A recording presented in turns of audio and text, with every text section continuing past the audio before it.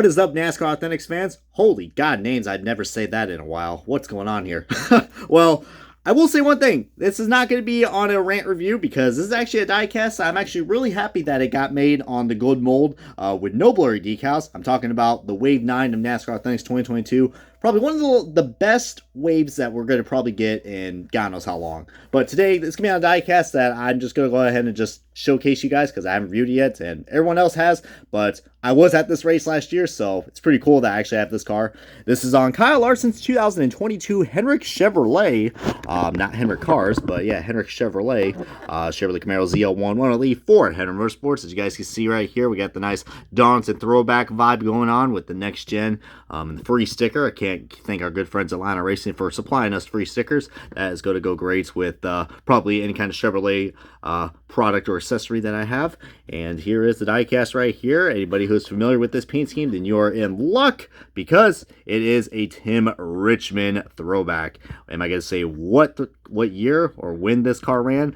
You'll have to find out when we get to the unboxing. As we got the back of this card, and there's that ugly ass sticker. Not liking that, but whatever. This is what we got now for NASCAR Authentics, so we got to take it or leave it. But anyways, let's go kick off this diecast review and the official unboxing of the Kyle Larson 2022 Darlington Throwback PR. And alrighty guys, we got this diecast out of its box, and before the getting started, like we always do with these NASCAR Authentics reviews, let's look at the sticker that comes with this, guys. I can't really say accessory because all we get are stickers now because they are very cheap to be made. I mean, look at this shit. This thing is so flimsy. I'm so afraid to bend it. Oh, wait, too late. Already there. But really nice. I mean, I'm glad we actually got something that looks like it's about to wear off. What in God's name happened there? But, hey, it's a sticker, though, so can't complain about this. Yeah, I'm going to make a rant review about a sticker because it's not stickery enough. Anyways, let's get back to the diecast now, dipshit. Sorry, I'm being a little too extra hard on myself, but getting back to this diecast, guys, a very simple throwback, guys, but if you guys are a big fan of Tim Richmond, then you are absolutely going to fall in love with this car. Now, this is not a paint scheme that Tim Richmond ran in the Winston Cup Series, but it was at the what was it? I believe it was like somewhere around in the 80s. I think it was his 1984 Busch Series car, I believe, if I'm not mistaken. What's really cool about this guy is that he drove the number 0 car, but where this font is, basically, if you fill in where the 5 would be a 0, that's the exact same font. So they got that right. They got the placement of just the logos and everything. Even they got Hendrick Chevrolet, but on the actual car, guys, it's Hendrick Honda. But I just love the creativity behind this, guys. This was so cool, especially for, you know, for Rick Hendrick, guys. I mean, they always do a good job with some of the throwbacks, but this one's really nice. But you see the logos are a little misplaced right here, but not as bad as what we've been getting lately with NASCAR Authentics. But this, of course, does have the gunmetal rims and the Goodyear, white Goodyear Eagle tires. That's something that some of the Way 10 cars that are, well, you know, who cares about those, plastic hunks of toy that they're just, you know, those things look like toys, damn it. Speaking of that, we got ourselves a nice paint chip right where the 5 is. Isn't that just quite lovely? But look at the detail on those roof rails. And then we got Kyle Larson's signature, the one race that he won leading up to there, which was Fontana, I believe. And yeah, you see, guys, this thing just looks really cool, guys, with the Chevrolet, Hendrick Chevrolet, 16 Chevrolet locations nationwide. And the back is really cool, especially if you guys are a big fan of the Kyle Larson, what was it, the Patriotic card. This definitely has some remnants. It does remind you of that sometimes. Although I don't remember this car having a lot of dust specks on it, guys. I believe this is supposed to be, this is a Kyle Larson raced version from Darlington. I mean, look at that, guys. I mean, where else can you get that? That looks like race dirt to me. But yeah, that's something we always give the Lionel Authentics cards, guys. For some odd reason, every time we have a white-based car, we will see what possibly they're breathing in the factory or something, guys, because it doesn't look like it's well ventilated, because what is with this dust, man? I mean, holy God, game shit. But yeah, Kyle Larson started in the front row in this car, and he probably had a good shot of probably, I don't know, having a good run. As you guys probably already know, as I also noticed as well, we got ourselves a freaking decal paper right there that's just literally on the rim of the side skirt. And the 5 does look a little pushed up, but what I was trying to say is, yeah, look at that logo right there. That logo is literally wedged into the hood. Good God. It's just a little close. My God. Just a tad. Just a tad, right? But hey, you know, I should just be thankful that, you know, this is on the EL car.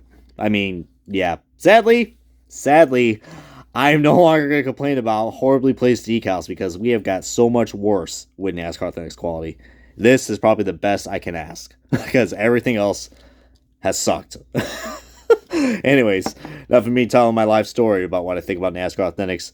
Getting back to this car. They really did a good job of this. And Kyle Larson, like I said, he probably could have, as I did got sidetracked off there, talking about, NASCAR Authentics quality, but story of my freaking life. But yeah, bottom line is Kyle Larson had a good run in this car until there was some nice hard racing that he was going into. I think it was with Kyle Busch, if I'm not mistaken, and he just overdrove it, and that got the car to get loose. And then he did fought his way back up. I think he was all the way back at in the top 30, and then he worked his way up back to the top 10 until the common issue that we have seen with some of these Hendrick Motorsports cars lately with the next gen car.